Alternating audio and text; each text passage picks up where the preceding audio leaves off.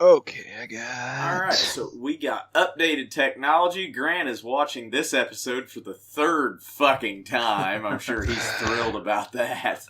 I don't remember any of it. Well, that's good. It'll be like it's like the old NBC, like in the summer when they show reruns. If I haven't seen it, it's new to me. Yeah. You are totally the biggest mark. And I have half the brains that you do. Hulk Hogan, you can go to hell.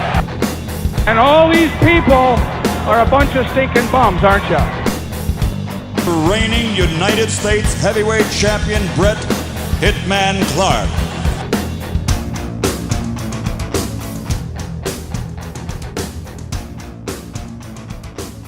Hello again, sports fans. Welcome to Late to the Nitro Party. We are here, Clay, Grant, and Zach, together again. We're all three here, and we are trying, like hell, to record episode 52 of Nitro. This is our third attempt at this. The first time it was me and Grant, the file disappeared. The second time it was Grant and Zach, there was audio fuckery happening.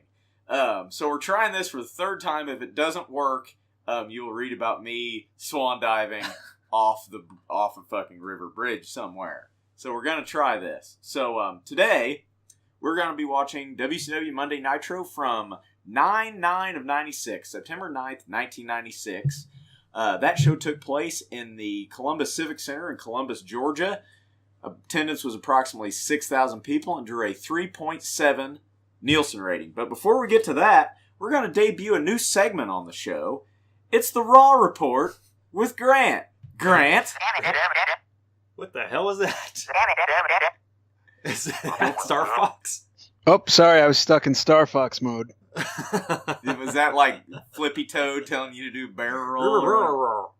Yeah, sorry, it's my settings. Yeah, I've got a Raw Report, which I cleverly emailed to myself because there's never any problems with that sort of thing. Now we're just going to back everything up that we do. Grant, are you recording a backup? I am recording a backup Awesome. According to my thing that does those sorts of things. Okay, good. Sounds good. Raw taped in Wheeling, West Virginia. Holy Jesus fucking shit. Christ. That fucking Nitro was in West Virginia like a month before this, right after Hog Wild. Yeah, but they're a southern fucking company, so, you know. Anyhow. Makes a little more sense. There has been an Intercontinental Tournament taking place for like 400 weeks at this point on Raw. Still on round one. I believe this is the last match of round one. Farouk versus Savio Vega. Fucking Farouk is god-awful out of shape. This is a shitty match that goes 11 minutes too long. Finishes with Farouk winning at the 11-minute mark. So, question. Yes. Stop you right there. So, you're not just reading down the card. You actually watched this? I scanned it. It's only an hour, so it's not bad. So you took notes on it and just sort of skimmed it? Some brief notes, yeah. Okay. So Raw's only an hour at this point. Yes. Huh. Didn't know that. Yeah, if you remember, they only go to 2 hours. They never go to 3 hours to match Nitro. Yeah, so until like 01 or 02, they go to 3 hours. And they're also, I believe, this tournament, and I'm not shitting you, it's like fucking like 6 or 8 episodes long. Raw at this point is doing a bunch of tapings at a time. They're doing 3 and 4 tapings at a time. They're doing stuff live. That's true. And they're not just doing 2; they're doing 3 and 4. And anyhow, Shawn Michaels does an interview to build up In Your House. I believe it's Mind Games. Nothing awesome there. WWF Live Wire. It's going to debut on USA September 21st, and it's going to change sports entertainment. So Livewire, was that the show with Sonny and Vic Venom, a.k.a. Vince Russo? I think so. And an online show? It didn't... Maybe? No, that was Bite This. Oh, was it? It didn't change anything. It immediately failed. Got the Stalker versus TL Hopper. Okay, trivia question. Who's the Stalker? That's good old Barry Windham. Barry Windham. Who is TL Hopper? the fuck is TL I have no Hopper? clue. That is Tony Anthony, the dirty white boy from Smoky Mountain. Oh, Wrestling. that's right. In a plumber gimmick, Oh no my less. gosh. Yeah, it was terrible. Anywho, continue. Wyndham wins. Here's I can't even say this without laughing. Crush versus Freddie Joe Floyd. Who's Freddie Joe Floyd? I feel like I should know that, but I don't. That is Tracy Smothers Tracy Smothers, okay. of ECW and Smoky Mountain Wrestling fame. Man, we're going Crush to wins. keep this stuff. Full-blooded Italians, baby. Crush wins in like 2 minutes. Did he use his heart punch finisher? I believe so. Yeah. Oh, and I'm sorry. WWF Live Wire. Just for the record. WWF Live Wire. That was for their debut. It was Superstars that was coming to USA, Okay. Superstars. and it did fail immediately. Mm-hmm. Superstars is like their original like A show, right? Yeah. Back in the day. And Live Wire, I believe, was the Sunday morning show. Sunday morning, like the recap show. Yes. I think, yeah, it was a recap Okay, show. gotcha. And this just kind of tells you how short this fucking show was. No surprise here as Sal Sincere loses to The Undertaker. Upset. The entire match, I shit you not, this entire match, Jim Ross is talking about how Razor Ramon and Diesel are in talks with the WWF to come back. Oh, For so that we're angle. leading up to that. That's going to Yeah. be awesome. I'm glad we get to hear you rant about that. That'll be great. Yeah, so Jim Ross spent like 8 minutes talking about that. So was that the main event of the goddamn show? Is Tom Brady against fucking The Undertaker? Yeah. Holy shit. Salvador Sincere was Tom Brady, also known as Johnny Gunn, who in like 93 WCW was a tag team partner of Tom Zink. Tom Zink. So there you go. So that's Shout the Raw out to Tony Report. Schiavone. We need to get a sponsor for the Raw Report, so I can say that's the Raw Report brought to you by Natural Light, because that's what we're drinking right No, what was now. that like protein shake bar? Ico Pro. Ico Pro, there you go. That just gave you back knee. Yeah, there you go. Yeah. So that's the Raw Report for this week. We're going to continue doing that. That's a good job on that, Grant. I like it. We're going to keep doing I that. wish I had like a crowd cheering sound effect. So pull up your episode of Nitro on the network from September 9th, 1996, and press play in 3, 2, 1, play. Did you go down through the attendance and all that stuff yet? The ratings and all that? Yes, did that before the Raw Report. I Like wasn't- literally 5 minutes ago. I was sitting here, but I was not here. So you got all the... What? You're scaring me. I'm thinking that's the freaking audio Get the messing up. Star Fox bullshit off your computer. Sorry. What's that character's name in Star Fox? It's Flippy Toad, isn't it? There's Slippy Toad. Who's Slippy, Peppy, Falco. Falco's the bird. That's what I was thinking. Yeah, he's the only Yeah. competent one. Yeah. Like, he's jealous of Star Fox because he used to be the leader. Uh, Fox McCloud, I'm sorry, his name Yeah, is Fox Star McCloud, Fox. yeah. Yeah. I know people get weird about that. I hate when people do the Four Horsemen thing backwards. Like, palm They up. palm man. forward. I hate that. That little kid Yeah. did it. Fuck that little kid. Little kid, if you're out there, fucking get a job. Call us. So, as we said before, this is our third attempt at recording this episode. Collectively, it's our... so you did it twice, Grant did it 3 times, I did it This twice. is our- So 4 or 5, 7th collective time. of watching this fucking thing. But it's also our first time as a group. So That's true. So maybe it'll all come together. Maybe. I don't feel bad. You hear about guys that are actually good at this shit and have real equipment having to do shit a bunch of times. Yeah, actually, like, put money into Yeah, it. so goddamn. I know. We literally use free software and drink beer. I know Pritchard has talked about doing episodes multiple times. Yeah. So Those best of episodes they had some like outtakes and stuff from episodes Right. that didn't make the cutting edge floor, you know. So here we go with this recap. So next time you hear from us, Grant will be having a special report on the happenings of Fall Brawl 96. This is the go-home show before Fall Brawl. It's at least the undercard. Everything but the main event, which is about where I am, is just going to be an endless rant. You know what? I watched it. It's just Grant screaming, "Gah!" I finished that show up last week. I watched it over a span of about 8 days. I'd watch like a match a day, which is honestly a really enjoyable way to watch a pay-per-view. Is just watch a 20-minute match, go about your daily life. Watch another one, just keep it going. I thought it was a good show. I enjoyed myself. Well, so Grant, what's your fucking problem? I did it wrong. I don't know. You didn't like it? You know what? There were too many full Nelson submission victories for me. Yeah, I know That's what my you're saying. teaser. Okay.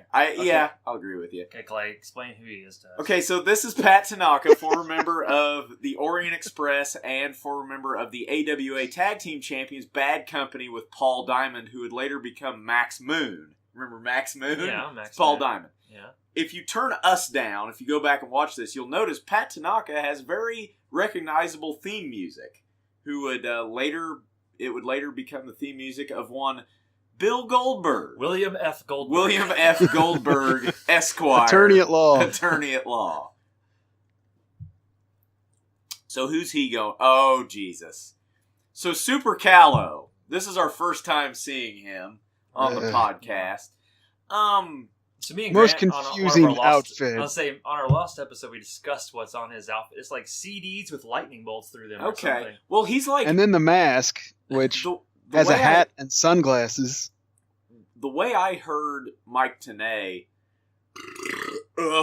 excuse me, explain Super Calo is that he is a mascot for like a musical group in Mexico who also wrestles. That would explain the CDs, I guess.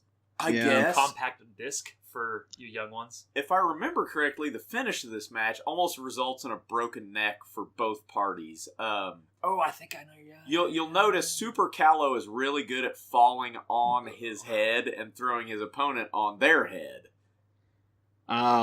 So after, and we've gone through this about the 100th time I've seen this match now. For those of you wondering, the sunglasses are fake, but the hat is real. So how's the hat stay on? I'm pretty sure that's in my Fall Brawl notes, is how the fuck does his hat stay on? He adjusts it a ton of times. I don't know if it's just sewn on maybe the front.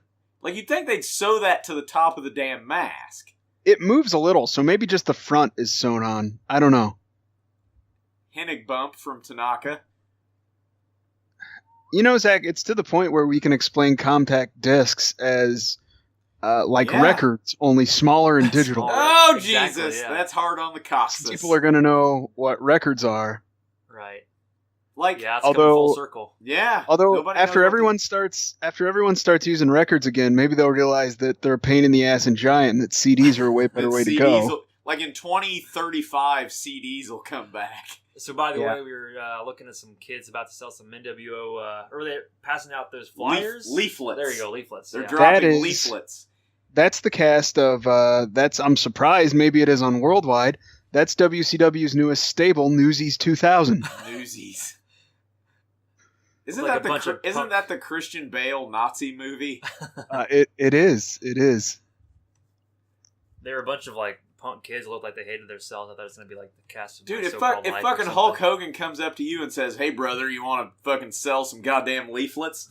And you're 15 in 1996, you're gonna fucking do it.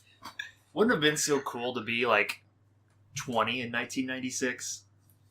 I mean, it would suck because you'd be goddamn 45 now. Now it would suck, but then. Like, I always think I'd like to have been born in, like, I would like to have been 21 in, like, 91. So here's the finish, is this, like, top rope gut wrench that almost murders Pat Tanaka. Or, no, actually it almost murders Calo. Super Calo, I'm sorry. He almost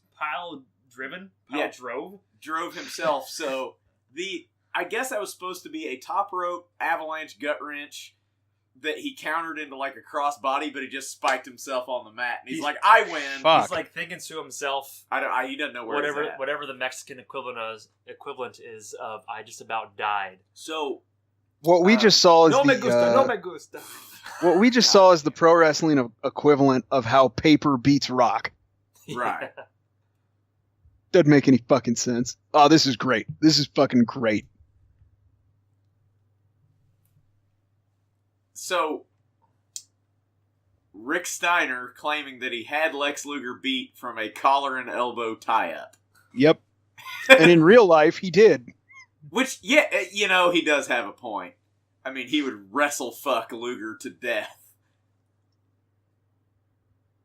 But I like how this plays into Rick Steiner's simpleton character. He does a great job. How he's, like, not very smart. Didn't you refer to him, Grant, as Lenny from A Vice and Men? Yeah. Yes. I can see that. And Luger does good, talking slow. He's doing good. I can see how Luger gets over, like... I hated him back then. Oh, I hated him too, but in retrospect, it's like, he kind of gets a bad rap. Dang! Like, he looks all fucking confused and shit.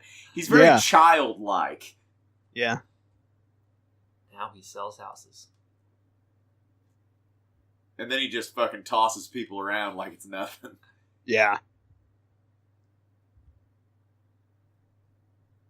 That fucking Gene just calling him out. That's hilarious. Turns out this guy's a little slow. Oh, we got a New World Order paid announcement. Oh, this is where they freaking hawk their t-shirts. This is the entire our show. first glimpse of the now ubiquitous NWO t-shirt. How many of those fucking things did they sell? And are still selling. Yeah, you still see people. There was a guy with one on the front row on SmackDown. Yeah. Pretty good looking 90s mom there. A couple pilots out for the...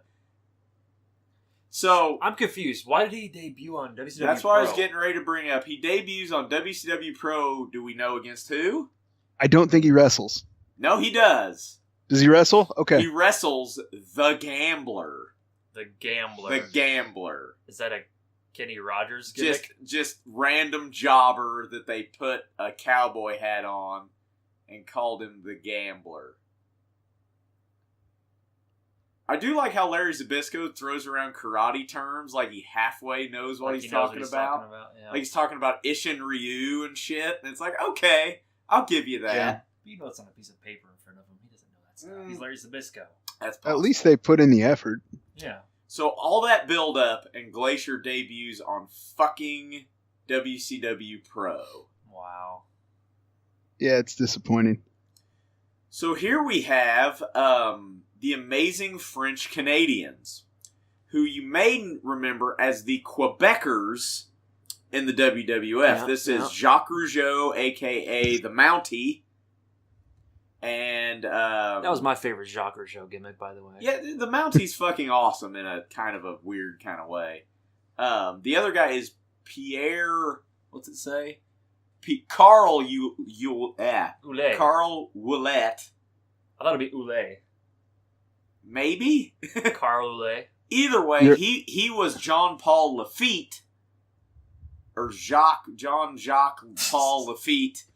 It was a pirate gimmick in WWF. He actually had a pay-per-view match with Bret Hart. Okay. Fucking imagine that. Fun fact. They'll be taking on the Nasty Boys, who are just the Nasty Boys. I'm glad there's somebody else besides the Public Enemy that they can... Yeah, we're throwing another with. tag team in the mix. I can't wait for Disorderly Conduct. Oh, I can't wait for High Voltage. High Voltage is already here, man. They are? Remember when Scott Steiner gave him the Steiner screwdriver and almost killed him? Yeah. I'm ready for the Pit Crew. There you go. The Pit Crew.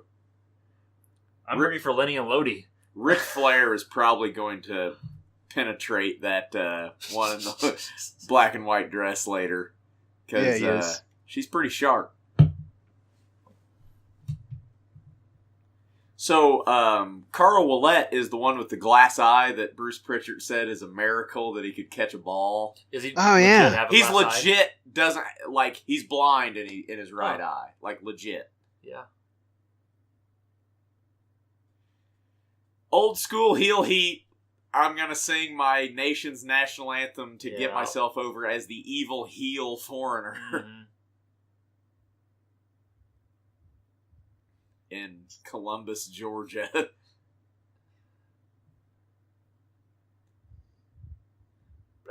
They've been doing that for years. Yeah.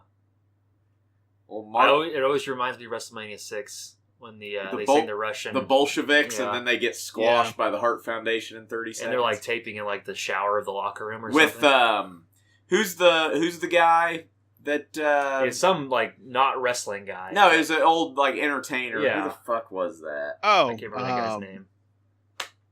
He was old then. Yeah, exactly. I'm pretty sure he's dead. God, I hope so for his sake. Jesus. Oh, we've got a Canadian flag, the most dangerous type of flag. I wish their gimmick was like every time they hit their opponents, they said, sorry about that. Sorry about that. Sorry. Jacques Rougeau is an underrated worker. That guy's wearing a striptease t-shirt. Like a promotional t-shirt. We talked about that from the 1996 Demi Moore movie where she gets naked. So we're going to reference a lot of stuff that you guys don't know we talked about already, but we talked about already the last time we recorded. So we totally missed that awesome-looking fucking over-the-top rope move so we can see Larry Zbyszko throw papers at people. NWO's over, dude. Yeah. I mean, they are over. Big time. Is it bad that I'm rooting for the Mountie? I think we all are. They're against the Nasty Boys, so whoever's, up against them. You haven't seen bad yet, but it's coming. They're actually right, because Horace Hogan was pretty fucking terrible. So, they have a lot of cool tandem offense. I like these guys. Yeah. Mark Curtis, the best referee in the business. He's my favorite ref. And it's probably largely due to WCW NWO Revenge, but I like Mark Curtis. But if you just not pay attention to the guys wrestling and watch the ref, dude, Mark Curtis has it going on. He's spot on. He's right where he needs to be. He's enforcing the rules in a way that he's not just DQing people, but he looks like he's actually a referee doing his job. He's a guy where if he were 5 inches taller and 100 more pounds, would have been at least a mid-carder on the main roster. He's a good worker. Go back and watch some of his stuff in Smoky Mountain. Who are we talking about? Mark Curtis. Oh, he wrestled in Smoky Mountain? Yeah, he could work. Really? He was the guy they dress up in the Ninja Turtle outfit. Oh, okay, gotcha. We got the top rope cannonball. Oh, Jesus. Got some height on that. Canadians? No, we're just pin him. That should have been your finish, but no, we got to do it twice so they can fuck us out of it. So he landed two. Say they land it twice. So, fucking pin him. Fucking knobs. God damn it. DQ, throw it out. Oh, that was stiff. Hit him right in the fucking ear. They had him beat. Oh, no, not the flag of the province of Quebec. Oh, that might have been a little stiff. I don't know. It looks like he rubbed him. That might have been a receipt for the first one. Yay, the baby faces win via cheating. Yay. Yay.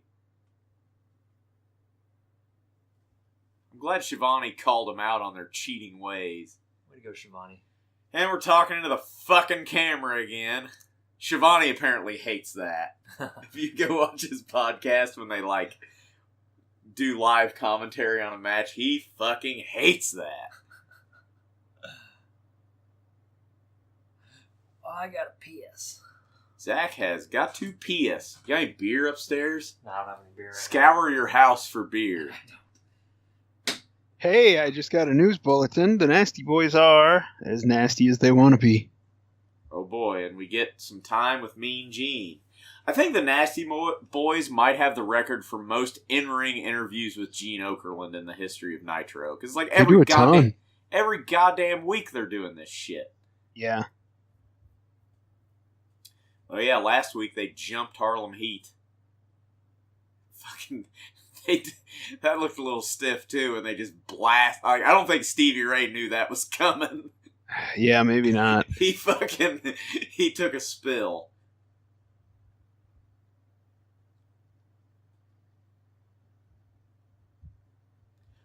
Jerry Sags, is basically the same person as Kevin Owens. Yeah. In a way, body type wise, but Owens is infinitely more talented. Yeah, definitely. He, what the hell's that guy's name? I don't know, you lost me. Yeah, I lost me too. It'll come to me. So we're supposed to worry about the allegiance of the Nasty Boys. So they're teasing the fact whether they're in... Goddamn, you got some surveillance on this bitch. Yeah. Jesus. They just had somebody pull in the driveways with the kids, and the old lady must be home. Old lady. Who's that old lady? That's my That's old me lady. Old lady. That's a Wayne's World. That's a Wayne's World 2 reference for everybody out there. James Thompson. That's who he reminds me of. The old fighter. Pride fighter that Kimbo Slice detonated his ear. Exactly. Ugh.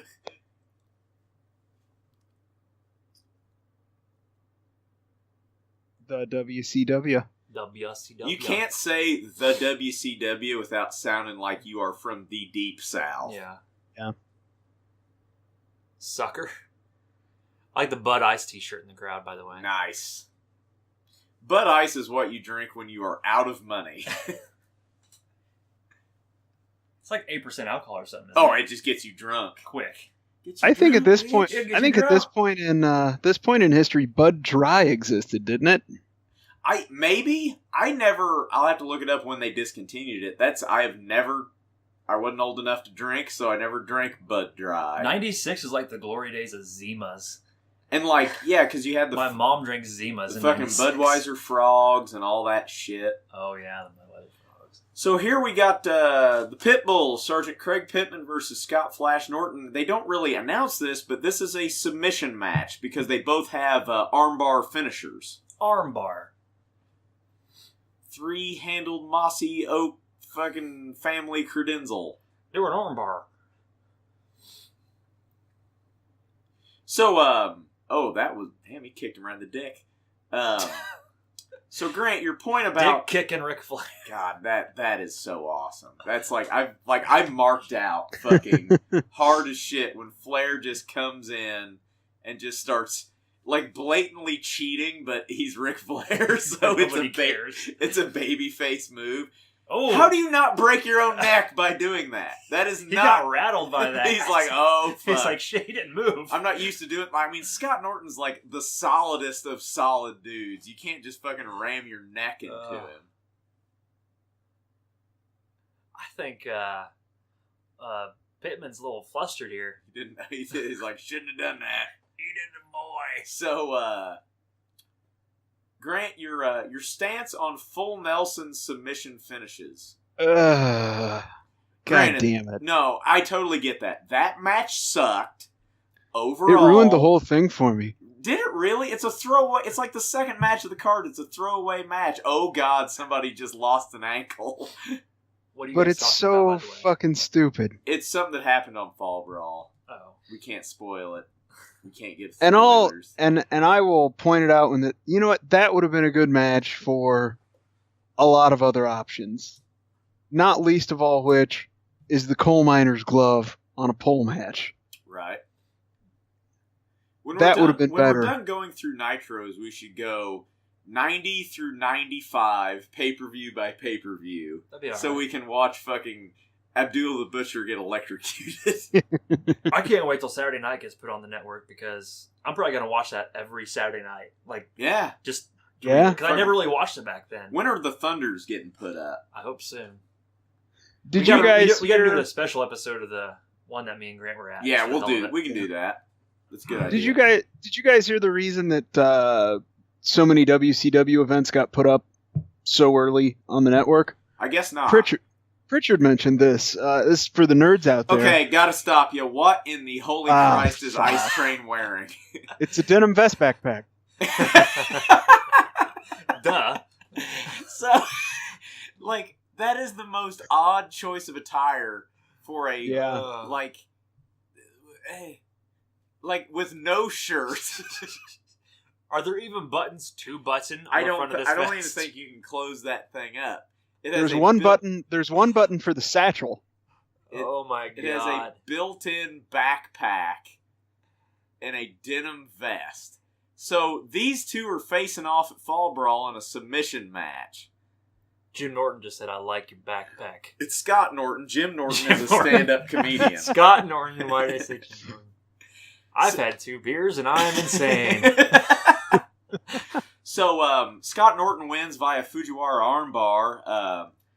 Pitman did not submit, but... Fujiwara, that was a pretty prominent family in the 600 AD's Japan.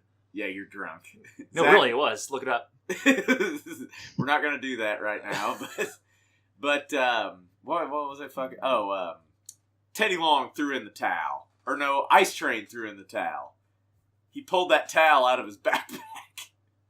Fucking hell. It's like, are we just going to gloss over the fact that this motherfucker wearing a backpack? Do the announcers not even mention it? No. Just totally don't mention it. All right, here we go. Ric Flair's eyes might be a little bloodshot. That's why he's wearing sunglasses. Those are fucking... Speaking of Ric Flair, People TV has done an interview with him. Saw that. I watched part of it. Yeah. He's swearing off drinking. I mean... God, I hope so. No shit. He literally about killed himself drinking. I would hope he'd stop drinking. That's good. I'm glad he's okay. We get more Nate. As we drink, we talk about Ric Flair's problems with drinking. If I was in Ric Flair's shoes, I'd probably be a giant freaking lunatic myself. Yeah.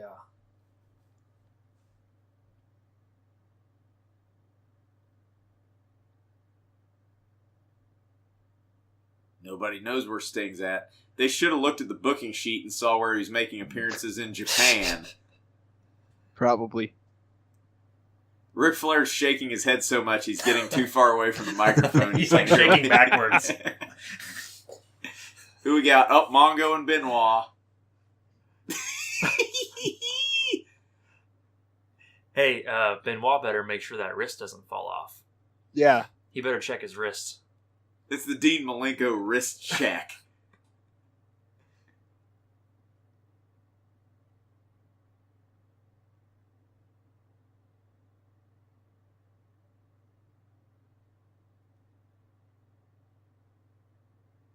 No, he's not. He's like literally fucking thousands of miles away. Yeah. Did Luger just start whispering? Well, he's trying to do the quiet talk because it makes him... Shut up. Everybody shut up.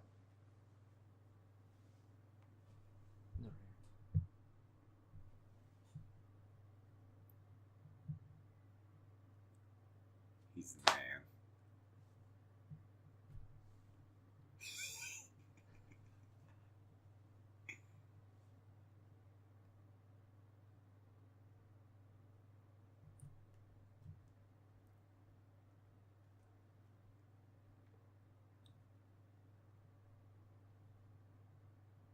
I wish he was my uncle.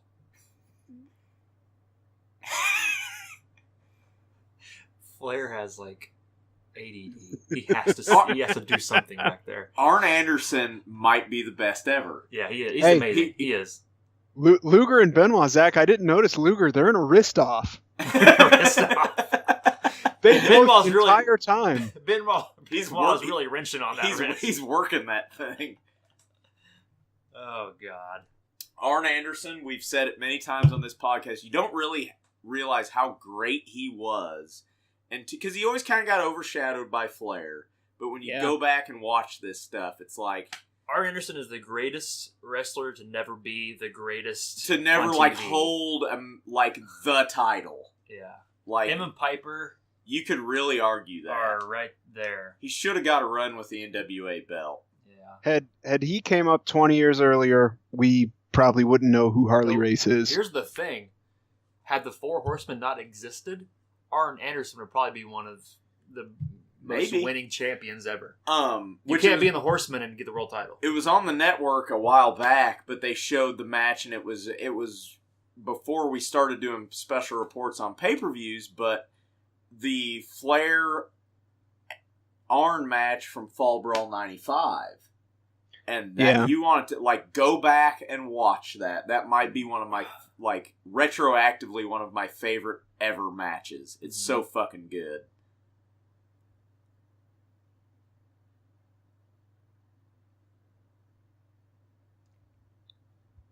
So we got DDP coming up against somebody here? Or are we just recapping the fact that he's feuding? It's an ongoing feud with the Guerrero family. Okay. This is the first undercard since Nitro started. This is the first undercard or mid-card feud that we've had that doesn't annoy me. I mean, it's good workers working against DDP, who just has a bulletproof finish The rest of the feuds piss me off. God, you cannot work a belt shot. That is true. You can't throw a working belt shot. It is tough. I forgot about all of this. This seems like a lifetime ago. Yeah. They were arguing about whose mullet was bigger. I guess I need to stock up on some beer. I'm low on provisions here. Oh, good gravy. It's Joe Gomez. Great Joe Gomez. Desperado Joe Gomez. Hey, shh. That was weak. God damn it. They should have made him the third nasty boy. What would it like? Knob, Sags, and Gomez. Yeah. Maybe that could have been his gimmick. Every week he's in a different team. He's just like job shadowing. All the tag teams. You're right. He's job shadowing. And he just loses. What the fuck was Hoovie's music? This sounds like the same music they gave Eddie Guerrero. It is, because they're Hispanic. I don't know. Hoovie's was like the dun dun dun dun dun dun dun dun dun dun dun, and he'd come out and swing his hair around and shit. Oh yeah. I think that's right. So a little bit of a clash of styles here. We'll see how this turns out. No matter what match Joe Gomez is in, it's a clash of styles. Spoiler alert, it doesn't mesh well together. It's like, I will say this for WCW, they were never afraid to like throw, it'd be like, Fit Finlay against Eddie Guerrero, or this, where it's like you got a Lucha Libre guy against a guy who doesn't know how to wrestle, so it's kind of tough. It doesn't start out bad, but it gets fucking like, okay, that's good. Good sequence there. His tassels just annoy me. I will say this, Joe Gomez can run the ropes better than Mongo. Yeah. That's very true. It's because he's done it 4 more times. Like, I keep thinking there should be like one of those pocket watches and either one of them chains. Yeah. And Joe Gomez's tights. But it's just a chain to the other end of his It's a chain to tights. Nothing. Right. It just has studs on it. It's their silver nipples on his pants. So, So far, this isn't bad.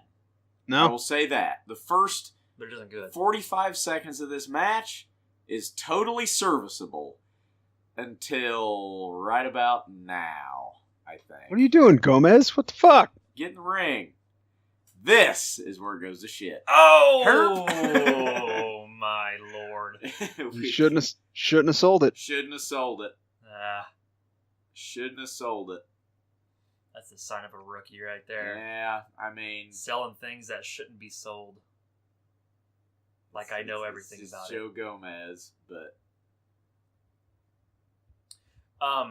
Hoovie is kind of like almost like a Jushin Thunder Liger type of gimmick here. It has a similar mask. Has like a 3-pointed star on his mask. Oh, we're going up top. Brr. Top rope Frankensteiner. Nope, he's just going to do a backflip for no reason. And then... Okay. And then nothing. I'll give you that. It kind of made contact. Top rope springboard. Corkscrew plancha. Okay. Oh, Jesus. I thought he was going to kick out, honestly. I'm just glad everyone's alive. Everybody's alive. Hoovie wins, as it should be. Are they going to let Hoovie cut another in-ring promo? God, I hope so. No, they allude to it, though. He's like, he don't speak it in English very well. Did Joe Gomez legitimately get his nose broken? Probably. Joe Gomez and Mongo should have feuded. They do.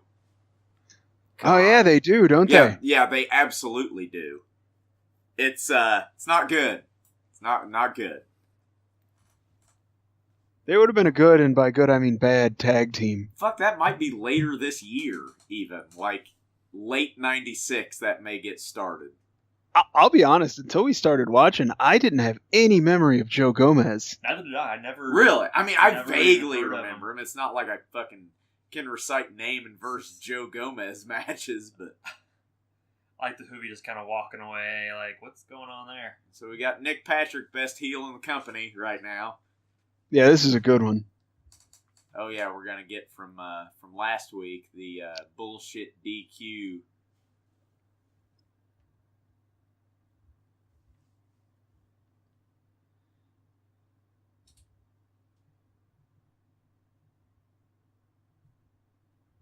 Like, I understand. Like, I mean, that's heat. Because you just advertised Luger and Sting against the Steiner. I love when Luger gets upset. Patrick. So stop that garbage, Patrick. I would love this episode even better if, like, a detective from whatever town they were in comes in and is like, we need to interview you on the whereabouts of Sting because he stole a fucking cop car.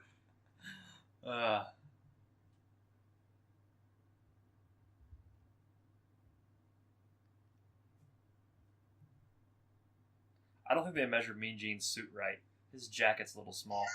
Yeah, his arms are a little short. Yeah, that is true. That's a good observation. It's the goddamn liberal media is against Nick Patrick. Yep.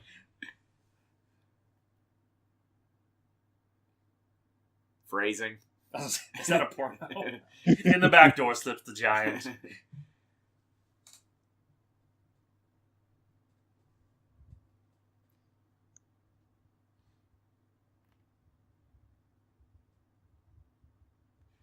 Said it before, Nick Patrick is a... God darn it, people like me. He's an underrated promo. He would have been a good manager.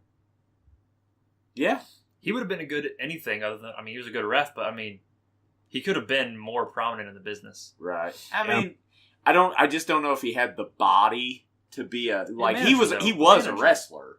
But I would say he didn't have the knees to be a wrestler. Yeah. Yeah, his knees are fucked.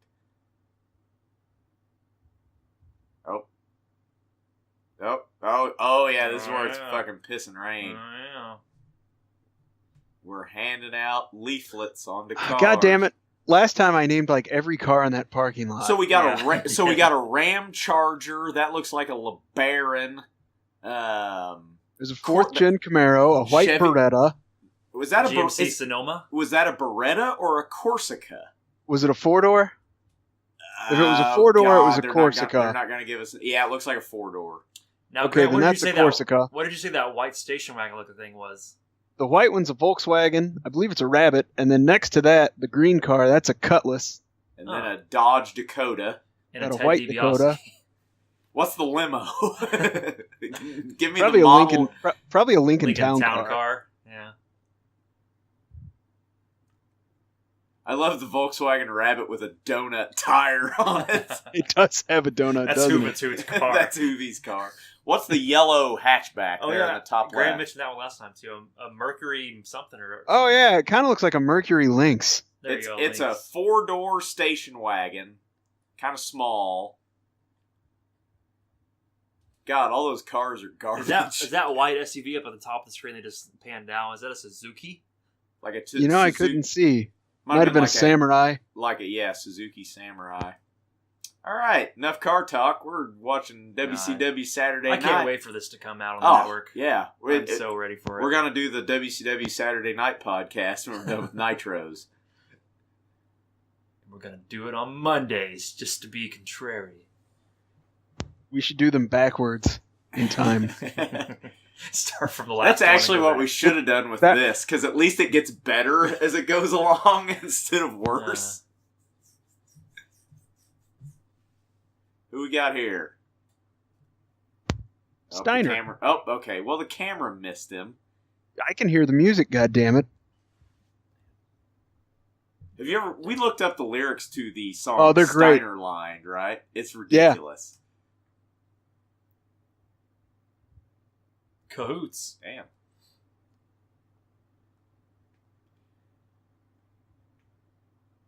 It's the first time we've heard Luger's music in a while. Mm-hmm. Yeah. He's been to Sting a lot. I do. Still got your Lex Luger alarm clock? I've got like probably 15 different wrestling entrance song alarms. That you rotate?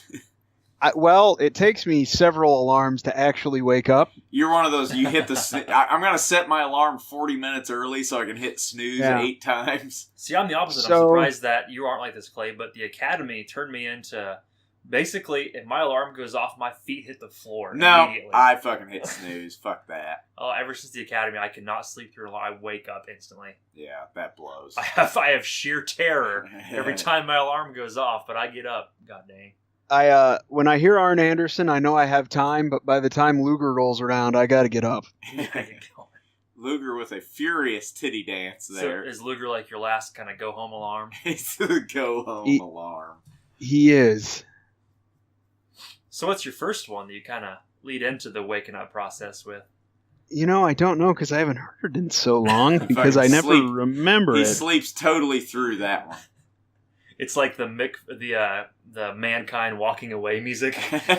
Yeah, no shit. The sad exit theme. Sad Incredible Hulk walking away music. The Undertaker's one of them, I know. I hit something with my knee. You're pulling on wires there, Chief. I think we're good. So, it looks like Rick Steiner is wearing a pair of lacy, frilly women's panties. And 2 different boots. If you look at the design on his fucking singlet. Oh, you know what? I think Jerry Flynn is my first one. Oh, Jerry Flynn's fucking awesome. I mean, he's not. His music is. Damn, that was a legit wrestling move. See if there's any guitar tabs for Jerry Flynn's music. Yeah, Zach learned the Horseman music on guitar. Oh, did you? We talked about that on the podcast. You people will never hear. Yeah. It's. I mean, it sounds like it. So I told Clay, anytime I'm ever at a party again, there's a guitar around, I'm going to play that. Just to see who the nerds are. Oh, that'll get the chicks. The chicks. Here's this fucking wrestling theme from 25 years ago.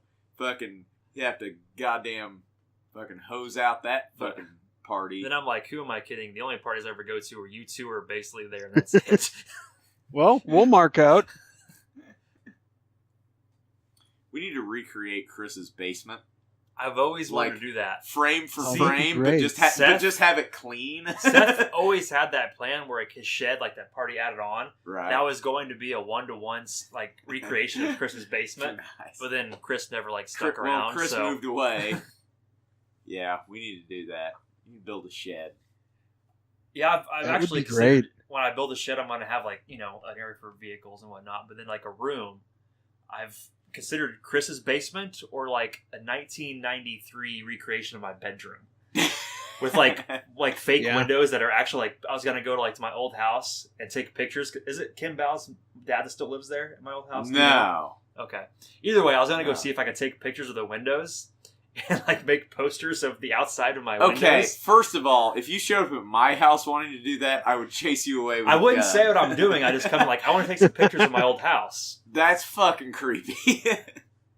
So basically you have these posters that are windows, but you're looking outside. Fatheads. Yeah. Fatheads. But it's the literal I only had one window in my bedroom. It's what you would see out my window. If professional wrestling was a shoot, this is what it would look like. Yeah. Yeah. It'd be Rick Steiner being boring and just with the imminent hovering fact that you might explode in 38 seconds. Right. That stick of dynamite always reminds me of the game over screen for Final Fight. Where Hagar's got a fucking dynamite strapped to him and shit, and if you don't put in another quarter, he explodes. Which is just extortion for the kids. Give us money or we'll kill your character. Yeah, that's bullshit. Yeah, if pro wrestling was a shoot, this is what it would look like, and it's not exciting. No. Just double leg takedown, ride him a while, freaking half Nelson, ankle picks, shit nobody cares about. Hey, fireworks in the middle of a match for no reason. Yay. We got to switch over to Bischoff. God damn it. Oh, Luger's just doing a he's doing a one-man... That's called a one-man crisscross. So, we should note, this is about 4 days after Bobby Heenan passed away. Yeah. We lost one of the best. Maybe the best. Probably Maybe the the best. Is Heenan not here? Is it Bischoff and Tenay? I haven't heard him yet. Maybe he's not on this show.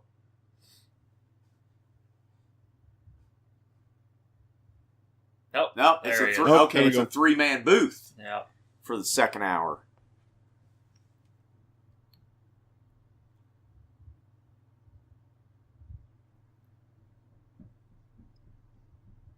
Zach's children are home. Yeah, I can hear that stomping around, Grant. Oh, yeah.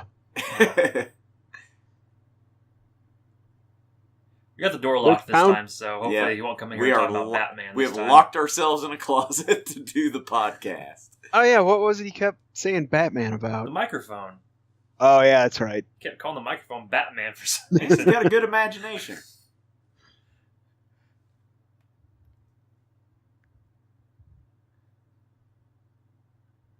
I think I made this point based on what Bischoff just said. Oh, everybody needs to stay healthy for War Games. Then why the fuck did you put him in a match? No shit. You're in charge of this fucking horse shit. Fucking rest him. Don't make him wrestle. Yeah. Hey, I have one of those. You remember those WCW toys that came with the quarter of a ring? Yes. I have one of those unopened. It's really? Sting. Yeah. Nice. Where'd you get that at? I guess I had it left over from when I was younger. Really? My grandma gave it to me. I need to find 3 more that are unopened, and we can do an opening like on camera. A 4 corners match. Yeah, and then we'll blow them up at the end. Oh my god! And tape it on my mom's old video camera. So, exactly. Take a pic. Remember when we took that blowtorch that you made to the Burger King toy? Yes. For no reason whatsoever. What do you mean for no reason? There's always a good reason to melt things with a blowtorch. The reason was to burn shit. That's exactly. Oh, there's the fucking metal plate forearm shot. No, it could be like a death match. Grant, take a picture of that, tag Sting in it, and put it on Twitter. Okay, I will. Do that. You know, actually, I might try to find one of those. Conrad Thompson too. He likes that stuff. You know the old WWF toy rings that the ropes are always fucked up on now? Right. Maybe I'll get one of those and put barbed wire in it. Like real barbed wire? Yeah. I just wish I had a wrestling ring. Like full size, like. I just wish I was like 20. Oh, what's happening? Went to the power plant. Something's happening. Oh, this is great. Oh yeah, here's the Patrick saying, "Hey, come here." It's a big deal here. I got something. It's like shows you. It's a running bit in this episode. Oh yeah, people just keep running to the parking lot. Hey, there's something cool out here. Come look. Stop your match. Come look. See, what sucks, if you bought a ticket to this, you can't see any of this. There's no Tron. I was wondering if they even had a Tron back then. I know, because they start booing like boring and shit, because they can't see any of this. This is just all for TV. It's just Penzer. Dibiase is looking to the limo. Someone is in the limo, but we cannot see. Who is the only time they have a Tron is if they're in a place that has one, like a basketball court or something like that. I mean, at the fucking Columbus Civic Center, they're not going to have a fucking Tron. Did they with the second Nitro set? They had one, right? Yeah, I think they had their own. Part of the set? Right. Oh. You know, it's kind of lucky that it was raining during this. It kind of adds to the atmosphere. Yeah. It's hard to tell who's Sting. Oh my god, it's Sting? See, now, had I not known what was going on, I could see how this could pass. Absolutely. Like Fall Brawl, it's ruined, but I can see this. Here. The rain helps it. Exactly. Because you got rain on the fucking lens, you can't really see. I mean, it's Cobra. You can't see that it's anyone, though. Like, there's a guy that they say Scott Halls is just a big, tall, greasy guy with a beard. Right. Like, I can't get a positive ID on him. I can see why they picked Jeff Farmer for that, a.k.a. Cobra, because he does have a very similar body type and physique to Sting. They should have used Vader. Vader. Just Vader and Sting face paint. Oh my god, it's Sting! Is the limo driver going to help? I think the limo driver's going to kick the shit out of him, too. He's got to hold him. So the limo driver's like, yeah, get my shit in. Oh my god, Sting has turned his back on WCW. They talk in the fucking Owen voice for the rest of the fucking episode, and that really annoys me. Like something actually happened. Oh, the limo driver was there to take a bump. That's why. Damn, that was like on... Why is Dibiase running away? It's like, fuck this, I can't wrestle. I got a Lloyd's of London policy. I can't fucking take a if bump. If it touches me, I'm screwed. I tell you what, DiBiase's got a nice 40-yard dash for like a 40-year-old fucking ex-wrestler. Yeah. See if we can see any more of these cars. What kind of ambulance is that? It's a 1996 GMC ambulance. fucking... I don't know. If we get another look at it. Most of those were Ford Econoline cutaways. Right. Oh, nobody knows what to think. Tanay's face. Tanay's is the best. He says, like, his fucking mouth's open. Oh, my God. It's the I'm disappointed in you face. Like, I don't know what to think, but I know it's bad. Yeah. Heenan's so fucking smart. Like, he alludes to things without totally, like, spoiling it. Yeah.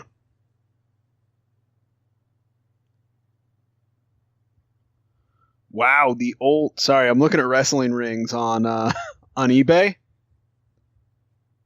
The WCW, like a Saturday night style ring, toy ring, $35. For the toy ring. Yeah. Fuck, $35. You spent like $100 on way dumber shit than that. Oh, fuck, probably today if I think about it. Fucking book it. I might.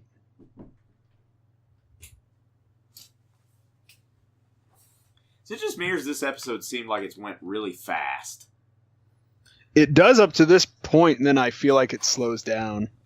Yeah. It gets shitty, probably.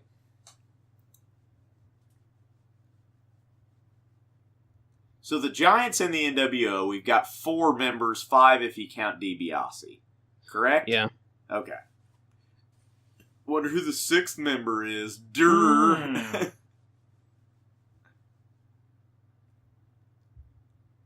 That's why Brad Armstrong gave him so much trouble. His mind was elsewhere. Oh, dude, here, I just found one of those action figures still in the box, Booker T. How much? $20. Yeah, that's not bad. So what's the set? Have you, like, found a checklist? No, I don't know what all ones they made. I forget we get a lot of recaps on this show. Oh, dude, here's one that's Bret Hart for $24. Book it. So what year are these from? 99. 99.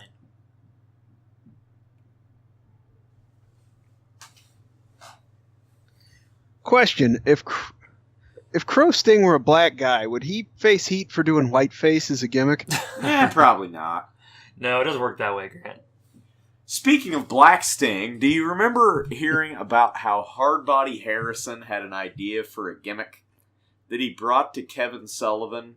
And his idea was sort of like a Black Machismo type gimmick, where he would dress up like Sting, same face paint, same trunks and everything, but instead of Sting, he'd be Stang. Oh, dude. That's oh my god. He's doing like 40 years for rape right now. Hardbody Harrison, not Sting. Hardbody Harrison's the criminal. See, Sting went the opposite way. He's like a super religious dude now. Yeah. He wasn't going to be Sting. He was going to be Stang. Of course. That was a real idea he had. Of course. Well, we get to see a recreation of the felony act that the two baby faces... That neither were arrested for or even questioned. They're like, hey, they had a good reason. They were chasing fucking Nick Patrick. Yeah, fuck. I'm sure you tell the district attorney that. They'll understand. Fucking start running after him. You're athletes. You can surely outrun the fucking referee. Why'd they go the other way? Oh, man. Here's this... He had to get his cinder block. If there was somebody in there, he just killed them. Yeah. Like, sorry, I need this.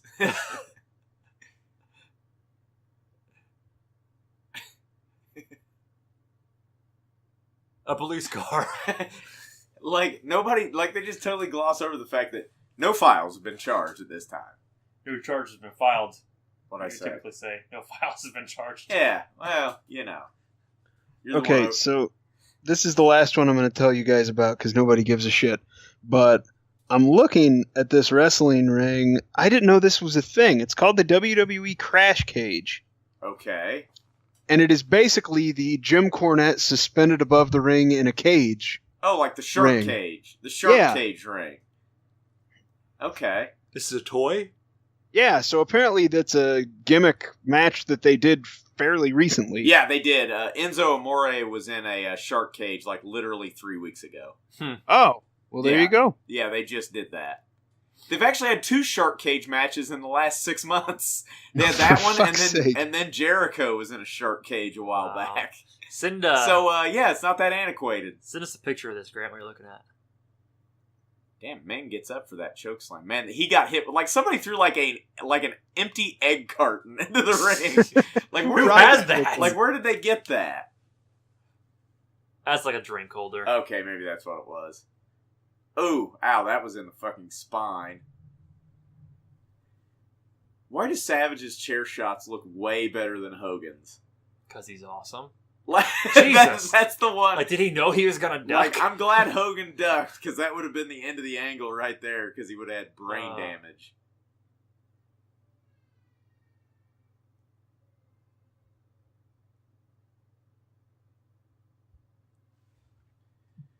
Man, they had to fill time on this. Yeah, they did. You send a picture of it? Yeah. See what this thing looks like here. The Crash Cage?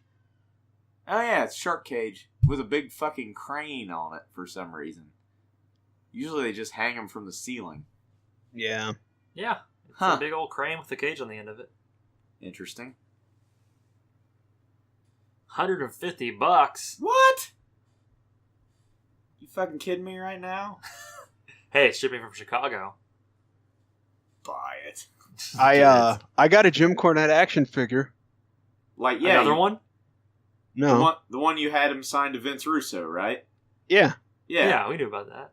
No. I'm just saying I'll open it so we can put him in the cage. There you go. I see. I see. But he signed it. This is where, like, the giant almost falls down because it's slippery concrete. Oh, this is hilarious.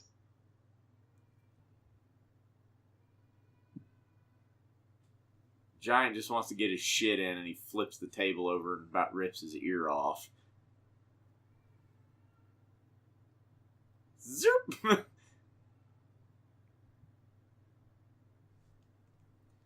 Oh my god, the Dungeon of Doom's helping Randy Savage. This will go literally nowhere. Yeah.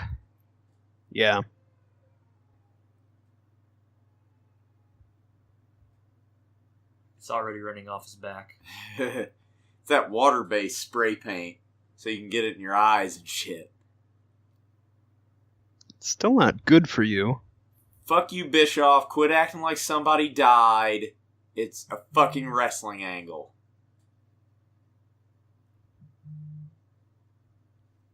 I love Luger's fucking selling.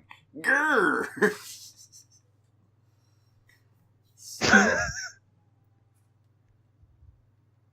Oh god, Grant's blowing up my phone. Yeah. Ooh. What is that? The ring. So what bid did you make? $25. So that's on eBay, like it's on auction.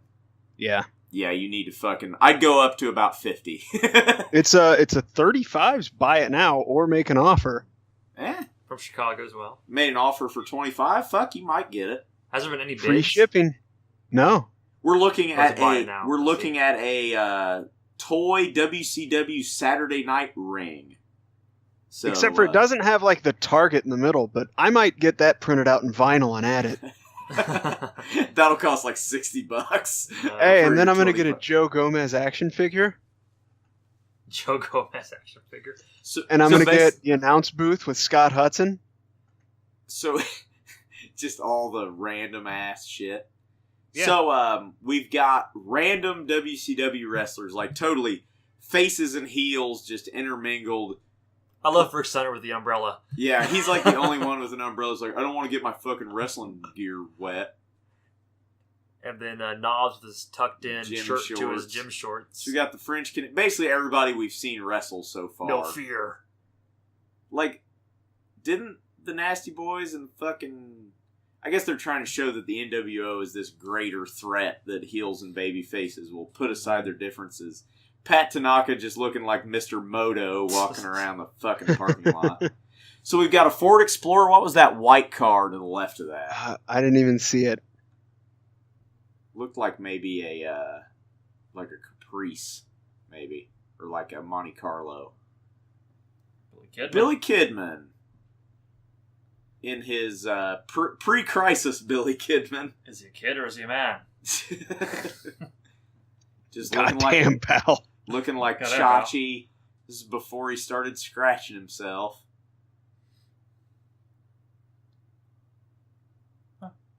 Oh, he's getting Rey Mysterio Jr. Cruiserweight title match.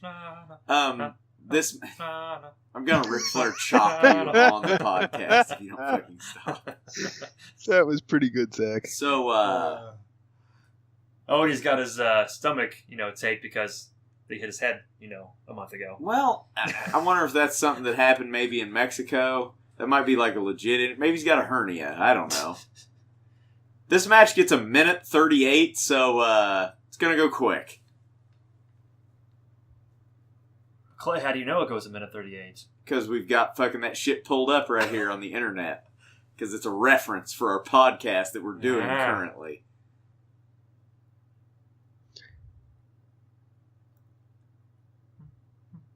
Oh, they shake hands because they're both plucky baby faces. I didn't realize how small Kidman is. Like, he is almost the same size as Mysterio. Yeah. Like, he's not that much. He's bigger, but he's not that much bigger. In the front row, they're having problems with their child. Oh, that little kid in the blue shirt? Yeah. What was he doing? Being a little fucker? Being a little shit. A little shit bastard. Yeah, front row ticket. Screwing it up. I wish we could find, and maybe you could, as far as, what does a front row seat to a Nitro in 1996 cost you? On Shivani's podcast a while back, he was talking about prices to a pay-per-view. And I think he said, front row is only like a couple $100 or something like that. I mean, that's still a lot of money in 96, but today it's like, that's not bad. Today it's like $1,000. $1,000 some dollars, yeah. Oh! WrestleMania front row tickets probably like, what, 7-8 grand? Probably. 5 at least. Yeah. For which isn't bad, except for after buying that, you're there by yourself. Yeah. Right. Speaking of, you heard about Chris Jericho's rock and wrestling cruise he's doing? Yes, I saw that. Big splash. He was too far out for the shooting star. He couldn't jump that far. Yeah. So I looked at ticket prices and for a decent room and all the perks, it's $1,700 or something like that. It's not that much money. Yeah. I would fucking do that. So basically it's like a Ring of Honor show that goes on while you're there. I can't remember. I looked up and there's some names on there. Well, who was it? God. Jim Brewer. For some reason I remember Jim Brewer's going to be there. But Jim Brewer. There's several wrestlers going to be there though too. I just saw the poster for that today and I just can't remember who's on it. Yeah. Not no names. It's people you've heard of. Oh, DDP's going to be on it. Nice. I remember he's going to be on it. So Mysterio picks up a win with a front flip ass to the face. So yeah, if you want to guys want to go on a cruise next summer. So that match got 1:38, so the next match can get 10, almost 11 fucking minutes. And it shouldn't. So at all. I'm not going to tell you who's in that match because we're going to find out soon enough, but it's going to upset pretty much everybody that's talking right now, at least. Good news is it's not Joe Gomez. It's not. Well, we got that out of the way. So I'm okay with this. Faces of Fear, Ming and Barbarian. So are the Faces of Fear still a part of the Dungeon of Doom? Yeah. Okay. That's why they got Jimmy Hart with them. All right. Jimmy Hart's with most people, so I'm not sure. Tommy Young, come over here, jack me off. Oh, God, it's too funny. This is what I have a problem with. This shit getting 11 fucking minutes. Jesus, El Savior Christ. They get 11 minutes. Kidman and Mysterio get 1:38. God damn it. Jesus. There better be This is the longest match on the show by, 4 minutes. By a lot, yeah. It's Super Calo Pat Tanaka went 2.5 minutes. Nasty Boys French Canadians went 3.5 minutes. Norton Pitman went 3 minutes. Hoovy Joe Gomez went 2 minutes. Steiner Luger went 7 minutes. And this gets almost 11 minutes. That's a problem. Yeah. Bad booking. This is the second time I've watched it. Third for Grant, two for you. I don't remember what happens. I don't think I watched it any time. I do vaguely remember it actually ends kind of spectacularly. It's a bunch of shitty wrestling, but it does have a train wreck finish. We shall see. Swing. She's the one on the left's not bad.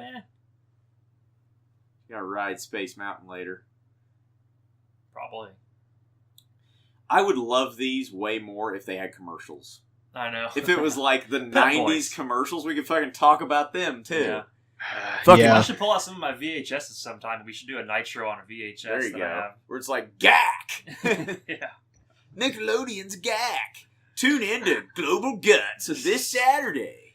I don't think 3D Doritos on TNT. I know. It's just shit from the same area. It'd be Monster Vision commercials and it'd be 3D Doritos. 3D Doritos. Reruns of ER. French Toast Crunch. Oh God, yeah. God damn, I could go for. I'm gonna go to Walmart and buy some fucking peanut butter Captain Crunch just because he said that. I bought Blueberry today, by the way. You're a 32-year-old man. Well, no, Maria gave me a grocery list. She said, "Buy something." It said Blueberry. No, it said, "Buy a fruity cereal for the kids." I'm like, okay, I'll buy blueberries then, and I'll eat them all. And hide it so I can eat it. Oh God, it's the shitty split screen when we can't see what the fuck's going on, which I'm okay with because I don't want to see this anyway. People are just falling down. Oh, exactly, Bischoff. It doesn't matter anymore. Public Enemy's in the ring. Nothing matters. Your life is a lie. You're just a 32-year-old man with 2 kids buying Blueberry for yourself. I'm proud of it. For yourself. I also bought Are you turkey fucking spam. kidding me? This is still a thing? Oh, Jesus. I thought we were done with this. The crowd is just totally silent. So why is he chasing Jimmy Hart? I don't know. They can't control him. He's too out of control. I thought he was supposed to be part of the. He is, but he's that crazy. They can't control him. I say you a crackhead. So, his official name, he does have a handful of matches on Worldwide and stuff. His official name is Braun the Leprechaun. And he has 3 or 4 matches. And he comes out and runs around that might be his last ever appearance. Is just that served no purpose. Come out, run a lap around the ring, and leave. And the crowd, you could just hear the confusion in the crowd. There are a lot of people standing in the crowd with their arms crossed. Yeah, and, you notice how dead the freaking crowd is. Crowd's been pretty popcorn match. Crowd's been pretty good for this whole night, and they fucking went dead for this. Yeah. So, there we go. Hey, good job. Okay. I'm okay with this. Hopefully Arn cuts another good promo. Come on, Arn. Save this turd.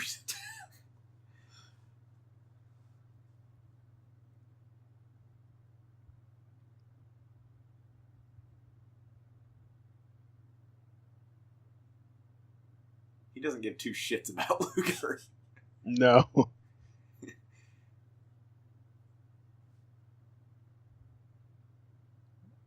Is the Horseman turning on you? Hey, all that matters is Luger. All that matters is Luger will not lose his hand tonight.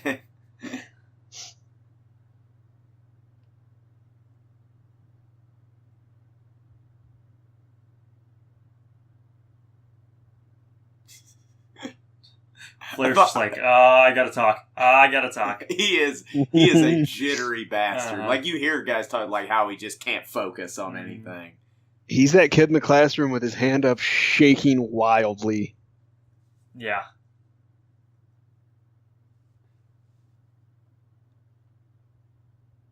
Stinking, soaking ass. Then you think if he's your best friend, you should be able to recognize that wasn't him as he's kicking your ass.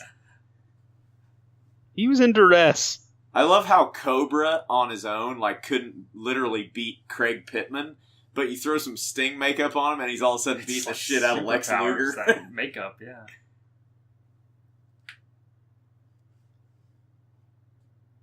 Well, he's in a limo, probably 40 miles away by now, so good luck.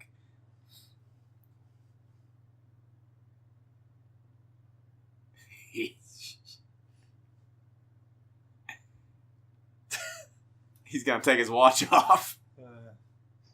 He always has to hold their hand.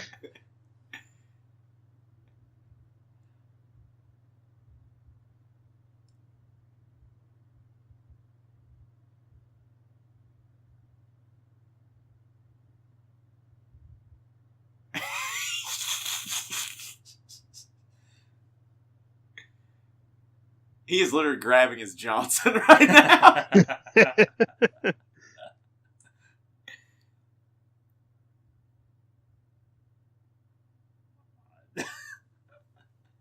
He's the man.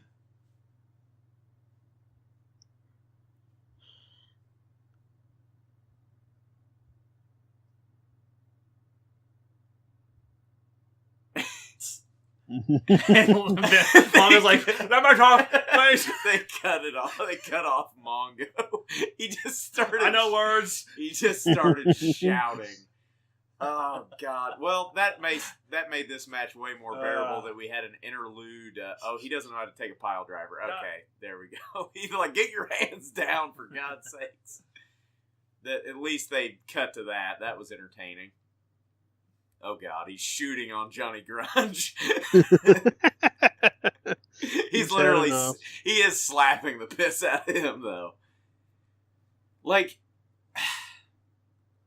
God damn it. Like, you get a whole new appreciation for, and this is even late in Flair's career, but it's like, on this podcast, Arn has to talk, Flair has to talk. Everybody shuts up so the people at home can actually listen to it. Yeah. Oh, Flair wrestles another 10 years after this. No shit.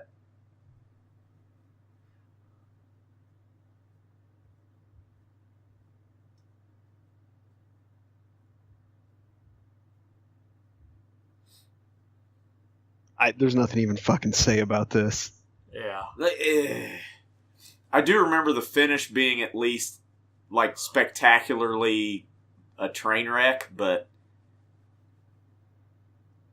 man, they didn't really even touch him with those headbutts. Yeah.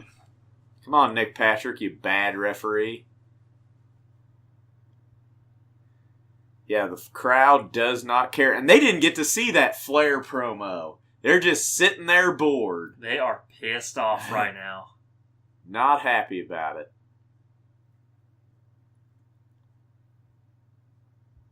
NWA. Nah.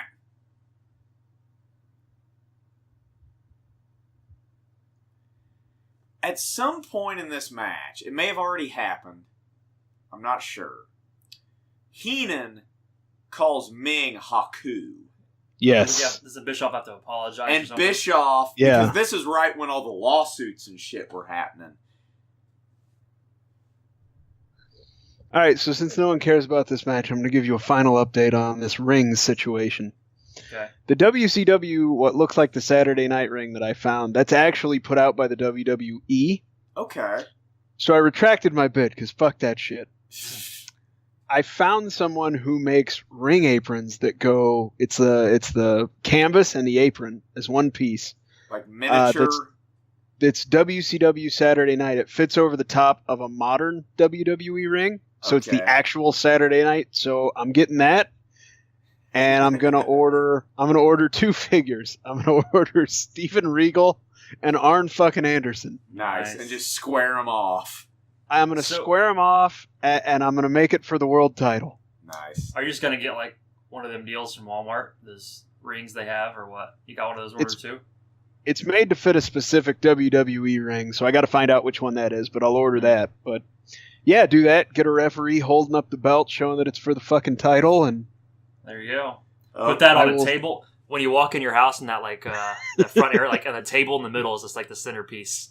The first thing people see as they walk in. Oh, we're getting a table spot here. At least this might get interesting.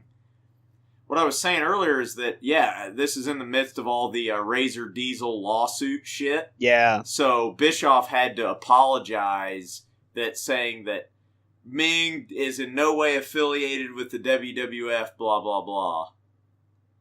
Oh, gee. Oh! Oh, shit. That did not break any of his fall. But he's the Barbarian, so he'll be fine. That I do remember that part. That at least was spectacular. Yeah, the table was paper thin. Hey, a wrestling move. And another table. You okay? You shitting your pants over? Burping. Oh, I thought that was a fart. Nope. Let's not shit our pants. That's one of those tables that used to have the plastic around the outside of it, and the little shit turd kids at school started picking at it. and now it looks like ass on the outside. Probably Brady Lewis. Uh-oh. Moonsault, another table spot. And that went about as well as you could have hoped. That looked pretty safe. He landed on his hands upside down. Right. Like a cartwheel type position. The Barbarian definitely took the worst table bump. Yeah. Uh-oh. He's no-selling it because he's fucking Ming. He literally just no-sold a moonsault through a fucking table.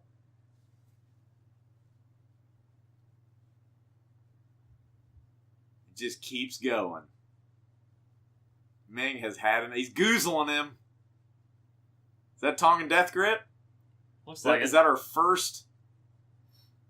You DQ him? All that, and it's a DQ finish. There's a submission.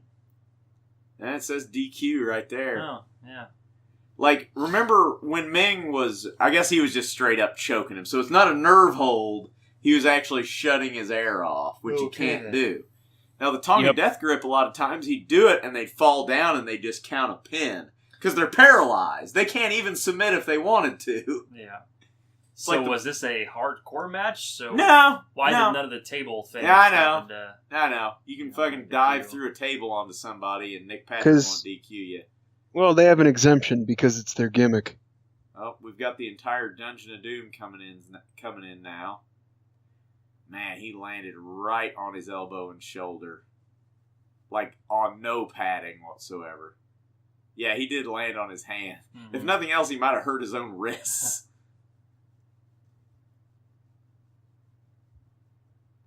I hear K-Dog talking. He no-sold the fuck out of that table spot. So, see if we can name all the members of the Dungeon of Doom. We have Conan, Kevin Sullivan, who is in his jazzercise gear, Hugh Morris, Barbarian Ming, Big Bubba, and there's another guy that we haven't seen in a while. That's that dude from whenever old Debo was involved. No, it's not the Final Solution. Oh, it's not? Different guy. Oh. That's Max Payne, who wrestled one match on Nitro. He got torture racked by Luger about 9 or 10 months ago, and we haven't seen him since. But now he's in the Dungeon of Doom, I guess. Okay. He's big old roidy Magoo guy, so they threw him in there. Gotcha. Just giant fucking roid monster. So something interesting happens here, so we should listen. Big Bubba's calling out Glacier. He's going to be here next week. Glacier's happening. So the Nitro after Fall Brawl. Yep, the night after Frawl Brawl. Frawl Ball. Glacier makes his Nitro debut. I wish Big Bubba would have fucking shot on him. What happened? What? Like, all of a sudden, he's a Breaking Bad character. Conan? Yeah. Yeah, I don't get it. I don't get it. I don't like Conan. I don't like anything about Conan. I don't like Conan in real life. He's a Cuban playing a Cholo who's... Like, his accent changed. Like, everything just changed, like, in a span of a week. This guy was walking out here in, like, a fuchsia-colored fucking... dress. Yeah, exactly. Who's he challenging? Oh, the NWO, who he will literally join in a few months. Yeah, because you versus Hogan, Hall, and Nash all at once. You'll probably win that. Surely. You think I came out here wearing this headband to fucking... I mean, business.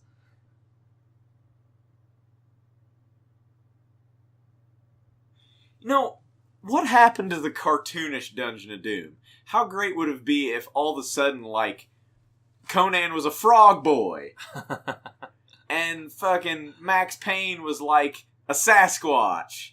They tried that one already, didn't they? Well, that was a Yeti. It's different. Or he's like the fucking... He's like the Wolf Man, or something like that. What happened to that? Why can't Hugh Morris be like Dr. Jekyll or something? Because it's real, man. It's 96. Bullshit. At least keep it... Yeah, exactly. That is what changed.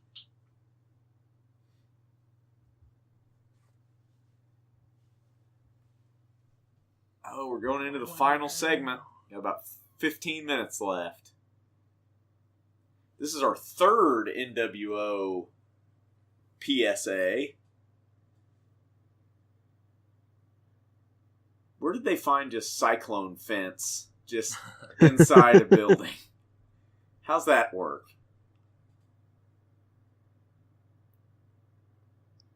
It's like, no, he doesn't. Popper, huh? I do find it interesting how they kept Dibiase's gimmick. Yeah. Yeah. And that he's just insanely rich guy. He's the $1 million man, but they can't say it. Right, exactly. It's like he can't wrestle anymore, but he can still play the same type character.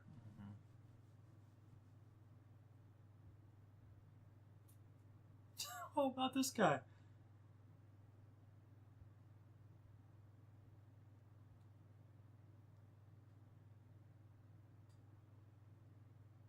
Scott Hall's wearing Bono glasses. I noticed that, yeah.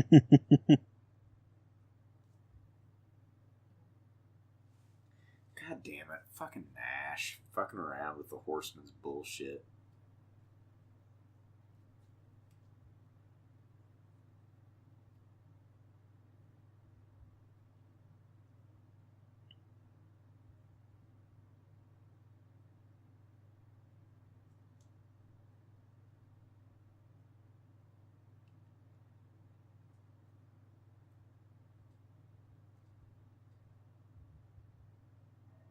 They get a lot of promo time. Did he just say stuck it to him right in the mouth? I didn't hear that. Yes, he did. He may have.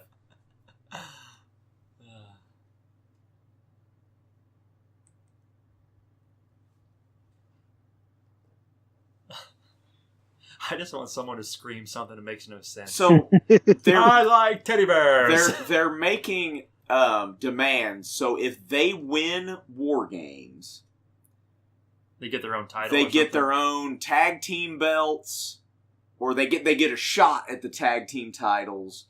They get their own segment on Nitro and some other shit. But basically, this is setting up that there's some leverage where if they win War Games, they get something. Yes. And why they agreed to it, I don't know. Why don't they just say no? No. No. We're a private company. We can, we have lawyers and such. We could offer you contracts and you could wrestle for us and we can actually, quote unquote, pay you. We got a Fall Brawl promo.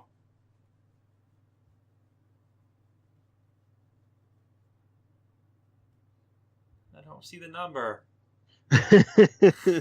But then they say it.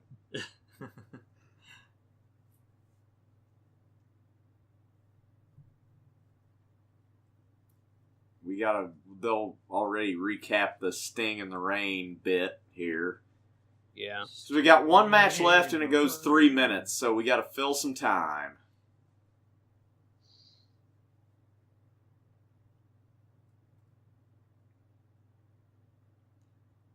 That is the subtitle of Nitro. Pretty much. You cannot trust anybody. Constant heel turns. It should have been. Can't you trust Angle? Will Luger be involved this week? It should have been a 5-year-long mystery show. Who can you trust? Yeah. And at the end, there's a big reveal. It turns out you can trust El Dandy. El Dandy, Cyclope. Who are you to doubt El Dandy? War Games. So Grant, you said you still have to watch the main event for Fall Brawl, and you'll be ready for a critique. I believe so. Yeah. All right. I've got about 3 pages of notes, so we'll get that going. Okay, your feud with Big Bubba's over, dude. You can cut the rest of your hair. And folks, this is the main event. Yeah, this is the main event of fucking Nitro. For some reason. Like, you'd think, like, that angle's over with. You can fucking look like a normal person now. He's not a fish, he's a man. Of course, he is a man. What if he actually did have gills? That's why he wears the singlet? Oh, dude. That should have been the big reveal. It turns out he's not a man. He is a fish. He's a fishman. So, what bar is Macho Man Randy Savage? I don't know. He looks like a caramello. Yeah. I love those Rolo. Things. Yeah. Oh, dude. Yeah, nope, that's it. You're right. Rolos. I love me some fucking Rolos. Yeah. A Rolo McFlurry from yeah. McDonald's. Those are the shit. I like to use Rolos for my s'mores. Hey, that's a phenomenal idea. Try that. You need to fucking patent that. Copyright that. That is I'm going to try that. That's a great idea. Right now. I'm going to set a fire podcast in over. Zach's Let's go to basement. Walmart. Here's a good USA Today. Ric Flair on his battle with alcohol. Like 20 drinks a day is the quote on the headline. Holy shit. Wow. Which, it don't surprise me. In that part of the interview I watched, he's like, I never drank at work. I never drank when, I had to work. But afterwards, he'd just go fucking nuts. Glad he's okay. Yeah. He looks pretty frail, though. Yeah, I mean, he lost a bunch of weight. They say, he can't walk or anything yet. Really? Without assistance. Oh, couldn't get him slammed. He can still outwork Joe Gomez. Yeah.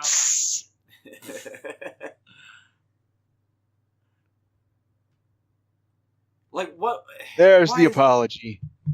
Damn, he got up for that drop kick. Why is this the main of, the last match? That's why, this show was important for different reasons, but from an in-ring standpoint, not that great. WCW seems to, and this never ends from this point out, they have good perspective on the big stuff, and then it's like they just they fill everything in last second. They're like, shit, we need a match. Yeah. Why is he... who's there and not wrestling? Fucking Randy Anderson is watching Randy Savage literally hit him with a chair, and he's not DQing him. Yeah. What the fuck? This is where you need the good heel announcer, like Heenan or like Jesse Ventura, to point that shit out. Yeah.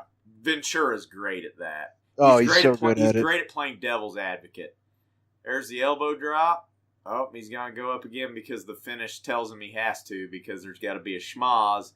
The fans are going nuts. Well, it's probably because somebody's running out from the back. See? Yeah. Not on Nitro. Oh, it's Teddy Long. Hey, there's something cool. Something cool back here. Come look. Okay. Yeah.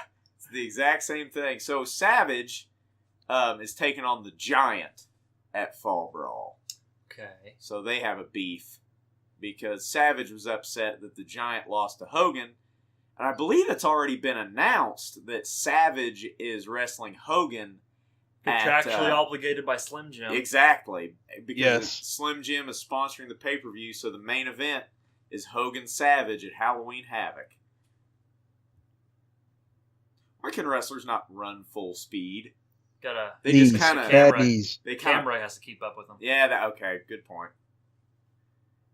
So John Tenta gets a win over Randy Savage by a count out. Wrestlers don't run full speed because even their running is work. Savage just tried to knee lift a limousine. Drive that bitch. So we got the Horseman, the Dungeon of Doom, Knobs, Savage. We got a box. What's in the box? God damn, you beat me to it. It has spray paint on it, and let's spray paint things in the rain. Like, this is so WCW. It's like they can't even get their heat back with spray paint because it's fucking raining, and they can't even. Oh, WCW. Let's use water-based paint in the rain. Yeah, it's like they can't even get their fucking heat back on this. You stand, spray paint to the fucking box. Put it in the box, gets over. Spray paint just washes away instantly. Yeah. Some sort of force field. Who else? Oh, Pat Tanaka changed clothes. It's basically everybody that was on the card and had to be. Hoovy put a shirt on. That had to be there. Take his mask off. Hoovy's just like, I'm just walking to my car. I'm just here, bro. He gets in that fucking Volkswagen Rabbit. That's what I was drives off.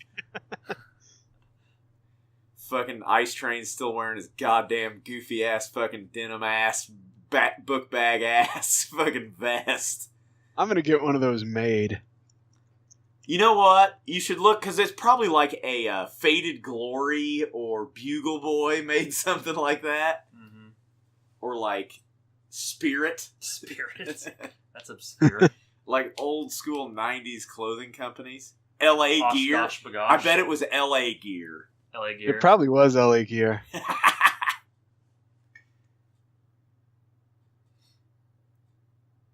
Okay, Heenan, come on. I love Heenan.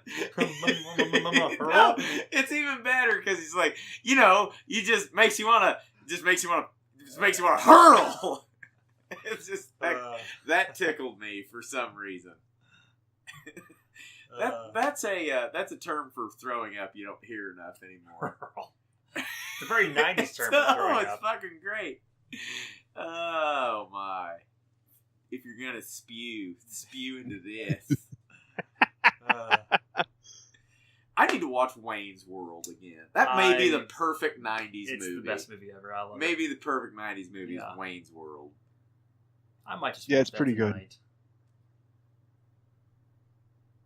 good. Abraham Lincoln. Man, they really had to fill time here. Yeah, there's a lot of Jesus. 3, 4, There's 5 like 3 minutes talking. left. Oh, good. Okay, Here we go. Good Christ. Hi, I'm Martin Anderson. Give him a fucking mic, please. Thank you, Heenan. Or talk. Just put it down. Man, Flair's over. See how Heenan and Flair are still buddies? They always play that up.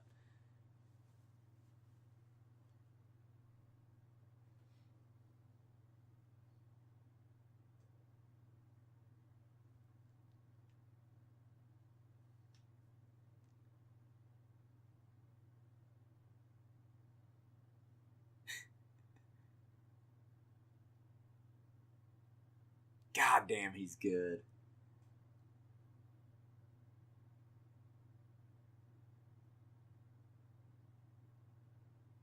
So why is Zbyszko staring at the camera and not Arn? I don't know. It annoys me for some reason. I don't know why.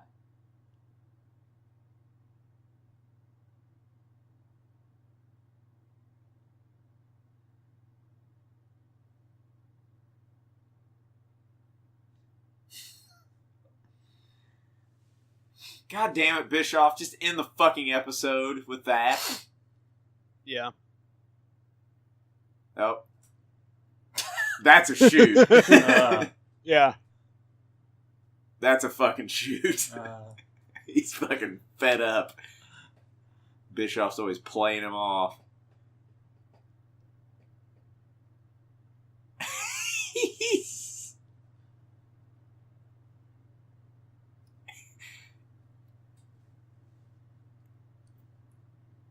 He's like, fuck this headset.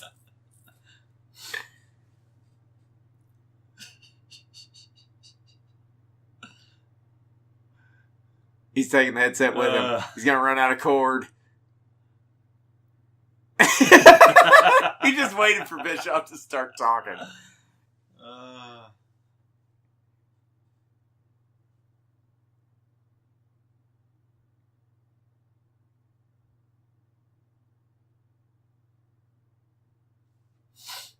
And he's people are comes the trash. They're hucking shit at Bischoff. So there is one thing on Fall Brawl. I mean, Grant's upset about a full Nelson being a finishing hold. There's something on Fall Brawl that annoys me to no end. But tune in next time to find out what that is. When we have a special report on Fall Brawl 96. That's called a tease in the industry. Yes. It is. Man, I'm glad that the Horsemen came out and saved that last segment. They always saved the show. That was entertaining. Those are some of the best endings. Every show should end with them ranting. Does WCWWrestling.com still redirect you to the WWE website? I think so. Damn it. Yeah. That makes me sad. Yeah. So that's this week on Late to the Nitro Party. We're going to be here next time talking about Fall Brawl 96. Follow us on Twitter at NitroPartyJobber.com with one... .com at NitroPartyJobber. Fuck it, make a website. AOL keyword Nitro Party. Nitro Party Jobber with 1B at Twitter. What else do we got? We got iTunes. Give us a rating on iTunes. Subscribe on YouTube. Just all the things the kids are doing nowadays. And we'll be here next time you see us. It's Fall Brawl 96. Wonder what's gonna happen. Stay tuned. Bye.